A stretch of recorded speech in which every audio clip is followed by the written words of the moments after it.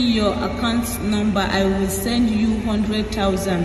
Third, I will be your boyfriend and I will give you much of things and never doubt on me. Finally, I need to have sex with you when we meet, and all this will surely happen if you agree. Never doubt me. Once again. Kun gan shi? Wallahi sai yanzu mani nake bude. Kun gan wai sunan wai Nazir. Ga namban. Wallahi ka fita a ido na, ire-iren ku fita a ido na. Ni fa ta inda na fi karfin ku kenan, ta inda na dare muku kenan. Babu shegen da zai ce wai na santa na taba yin wani abu da ita. To haka nan za ku ci gaba da kallo na wallahi. Sai dai iya zagi nan da za ku yi ku ce mu yar iska a social media, amma ba yar iska a zahiri ba. Ina ma ka gani a zahirin. Yan rainin wayo masu irin halin nan, ubangiji Allah ya shirye da mu gaba ki daya. Amma wallahi ku daina mu haka. In kuka ci gaba da mu wallahi, in ma kana da aure ne, in ma kana da family ne, family ka suka abun kunyan da kake.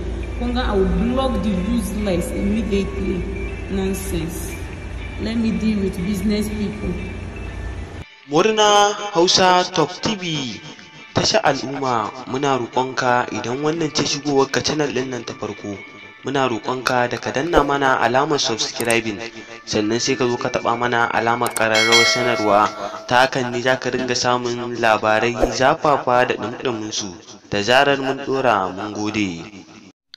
Shin don sarkin musulmai ya cire hannunsa sai mu kyale Sheikh Abdul Jabbar ya huta bayan ya ci mutuncin manzon Allah sallallahu alaihi wasallam? Mai sauraro gyara zama domin jin cikakken wannan rahoton da muke ɗauke da shi a yanzu. Amma kafin nan da Allah, kada ka manta, muna roƙonka idan har ya kasance wannan shine shigowar ka channel din nan ta farko, muna roƙonka da ka dangwala mana alamar subscribing, sannan kuma kada ka manta ka danna mana alamar ƙararrawar sanarwa, domin ta haka ne za ka ringa samun labaran mu kai tsaye da zarar mun ɗora. Mun gode.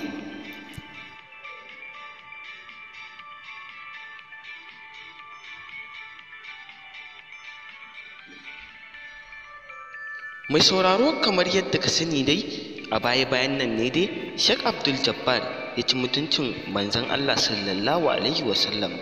Kamar yadda mutane suka so a ɗauki mataki a kansa, sai gwamnati ta ce za a zauna a yi muƙabala da shi tsakanin malamai, kamar yadda mutane da yawa suke jiran a yi wannan zaman, domin kuwa ana so a hukunta Sheikh Abdul Jabbar.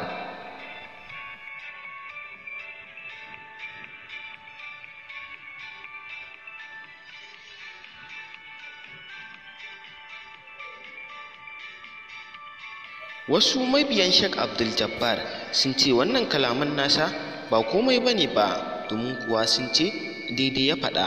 Kamar yadda wasu kuma suke cewa wannan kalaman san bai dace ba da ya fito ya ringa gayen wannan maganar.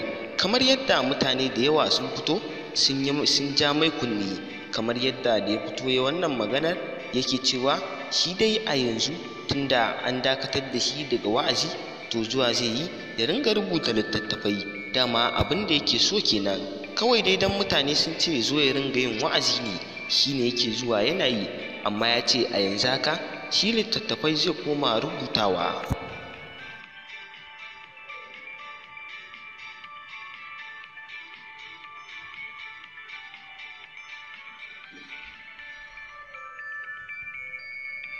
Malamai da yawa sun yi maganganu akan wannan abin da Sheikh Abdul Jabbar ya yi, domin kuwa ba kowa ne ya ji daɗin wannan furucin da yake yi ba, duba da irin abubuwan da yake faɗa ba su dace ba.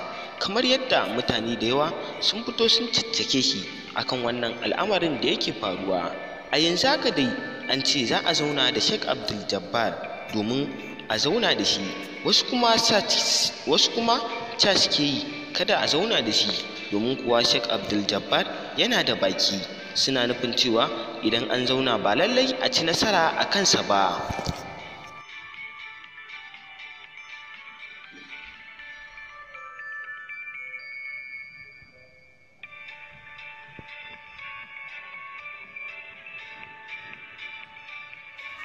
A yanzu dai haka dai an hana Sheikh Abdul Jabbar ya ringa yin wa'azi a masallaci, kamar yadda wasu ma suke cewa an rushe masallacin nasa.